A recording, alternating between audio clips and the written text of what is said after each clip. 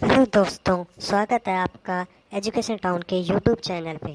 आज के इस वीडियो में हम साइकोलॉजी से संबंधित 10 महत्वपूर्ण प्रश्नों का अध्ययन करेंगे जो आपके आने वाले एग्जाम की दृष्टि से इम्पोर्टेंट हैं। तो चलिए शुरू करते हैं।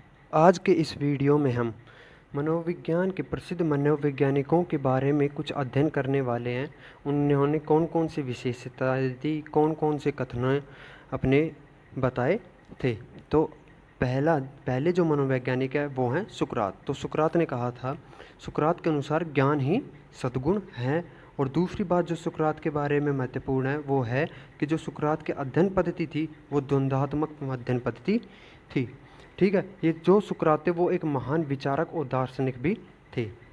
दूसरे मनोवैज्ञानिक आते हैं वुंट। वुंट जो थे वो जर्मनी के मनोवैज्ञानिक थे और वुंट ने 1879 ईस्वी में लिप्जिंग में प्रथम मनोवैज्ञानिक प्रयोगशाला की स्थापना की थी और मनोविज्ञान को चेतना के विज्ञान के रूप में भी परिभाषित किया था। जो मनोविज्ञान को 4 प्रकार से परिभाषित किया गया है वो हमने अपने पहले वीडियो में हम बता चुके हैं। अगर आपने वो वीडियो नहीं देखा है तो आप हमारी प्ले लिस्ट में जाके वो वीडियो देख सकते हैं।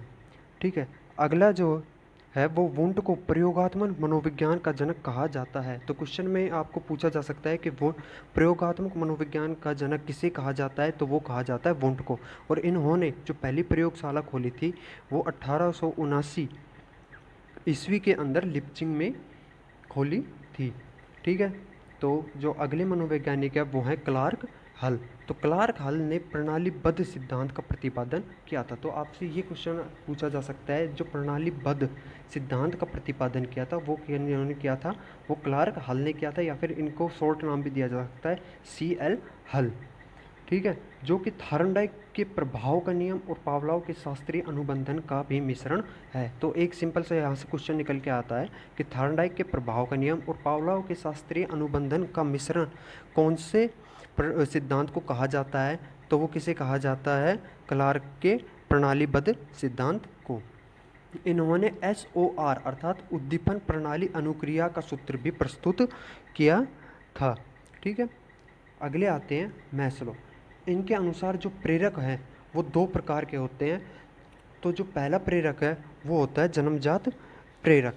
ठीक है, और जो दूसरा प्रेरक है वो होता है अर्जित प्रेरक। तो जन्मजात प्रेरकों के अंदर हम ऐसे कह, जन्मजात जो प्रेरक हैं उनको हम जैविक या शारीरिक प्रेरक भी कह सकते हैं। इनके अंदर आते हैं जैसे भूख, प्यास, निंद्रा, काम आदि, या फिर इनको हम प्राथमिक प्रेरक भी कह सकते हैं। और जो दूसरे अर्जित प्रेरक हैं वे हैं आपकी रुचि, आदतें, जीवन का लक्ष्य, सामूहिक भावनाएं। तो हम आगे चलते हैं। जो 5वें मनोवैज्ञानिक हैं वो है जॉन डीवी। जॉन डीवी का जो सिद्धांत था वो करके सीखने का सिद्धांत था, अर्थात जो जॉन डीवी थे वो करके सीखने के सिद्धांत के पक्षधर थे और ये प्रयोजनावाद के भी समर्थक थे। क्वेश्चन अगले जो मनोवैज्ञानिक आते हैं वो हैं किल पैट्रिक। इनको योजना विधि का प्रवर्तक कहा जाता है और इनके अनुसार शिक्षा में अनुभवों द्वारा सीखने को प्रधानता दी जानी थी या दी जाती है। ठीक है, अर्थात आप अपने अनुभवों से कैसे आप अपने स्टूडेंट को पढ़ा सकते हैं। जो 7वें मनोवैज्ञानिक है वो है एलेक्स ऑसबॉर्न। तो इनको रचनात्मक तकनीकी ब्रेन स्ट्रॉम तकनीक के प्रेरणा माना जाता है। तो आपसे क्वेश्चन पूछा जा सकता है कि जो ब्रेन स्ट्रॉम तकनीकी प्रेरणा है वो कौन है, एलेक्स ऑसबॉर्न। तो इसको आप आसानी से कैसे याद से रख सकते हैं, इनके जो सरनेम है वो है ऑसबॉर्न और ब्रॉन से क्या बना है, ब्रेन। तो जो ब्रेन स्ट्रॉम है वो कौन है, इनके प्रतिपादक या फिर तकनीकी के प्रेरणा, एलेक्स ऑसबॉर्न। हमारे जो 8वें मनोवैज्ञानिक है वो हैं रूसो। तो रूसो ने शिक्षा में मनोवैज्ञानिक आंदोलन करने का श्रेय दिया जाता है। तो मनोवैज्ञानिक आंदोलन करने का श्रेय किनको जाता है, वो जाता है रूसो को। इन्होंने एक पुस्तक भी लिखी थी जिसका नाम था एमिली और उसमें एक काल्पनिक बालक को शिक्षा देने का भी वर्णन किया गया है। तो आपसे क्वेश्चन किया जा सकता है कि रूसो के द्वारा लिखित पुस्तक कौन सी है, तो वो है एमिली।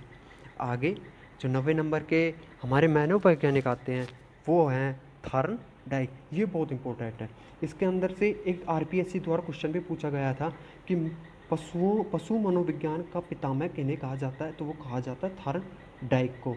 आप जैसे ये जो इम्पोर्टेंट इनकी छोटी छोटी लाइनें है छोटी छोटी, लेकिन ये बहुत इंपॉर्टेंट है। आपके आने वाले क्वेश्चन हैं वो यहाँ से उठा के आराम से एग्जामिनर दे सकता है। तो आप इनको एक काम कर सकते हैं, या तो वीडियो को आप सेव कर सकते हैं या फिर अपनी नोटबुक के अंदर इनको ऐड भी रख सकते हैं। और आपने इनके अंदर पढ़ा भी होगा कि जो थार्नडाइक है उनको प्रयास एवं त्रुटि सिद्धांत का भी प्रतिपादक कहा गया है, और इन्होंने किनके ऊपर किया था? भूखी बिल्ली के ऊपर प्रयोग किया था। अगले आते हैं हमारे 10 नंबर के प्लेटो। प्लेटो की शिक्षा का जो मुख्य उद्देश्य था वो था साक्षात्कार अर्थात इंटरव्यू से। और अगला है शिक्षा प्रणाली में अनुकरण को विशेष महत्व किन्हें दिया था? प्लूटो ने। तो आपसे क्वेश्चन किया जाता है कि शिक्षा के अंदर साक्षात्कार किनकी देन है? वो है प्लेटो की। ठीक है, तो आज के हमारे जो 10 मनोवैज्ञानिकों के बारे में हमने बताया है वो कंप्लीट हो चुके हैं, और ऐसे हम आगे धीरे धीरे मनोवैज्ञानिकों के कथन या फिर उनके द्वारा जो जो एक्सपेरिमेंट किए गए हैं और जो सिद्धांत लिखे गए उनकी वीडियो आपके सामने लाते रहेंगे। तो हमारे चैनल पे आने के लिए धन्यवाद, और इसको सब्सक्राइब, शेयर और लाइक ज़रूर कीजिए।